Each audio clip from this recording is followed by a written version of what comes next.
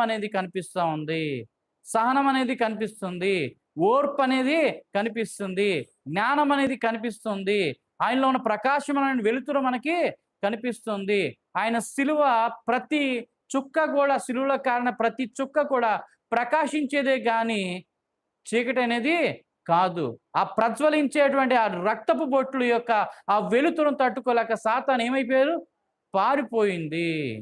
కనుక ఆయన రక్తమే వెలుతురు కలిగినటువంటిది. ఆయన రక్తములో జీవమున్నది. ఆ జీవములో ఏముంది చెప్పండి? వెలుతురు ఉంది. అందుకని యేసయ్య అంటేనే వాక్యము. వాక్యం అంటేనే యేసయ్య. వాక్యములో ఏముంది చెప్పండి? జీవమున్నది. ఆ జీవం మనుషులకి ఏమైంది? వెలుగై ఉంది. ఆ వెలుతురులో నుంచి వచ్చింది ఏంటి చెప్పండి? రక్తము. ఆ రక్తము ఏం చేస్తుంది? ప్రతి పాపము నుండి మనం పరిశుద్ధ పరుస్తుంది. గనక పాపం అనేది చీకటి సంబంధమైంది.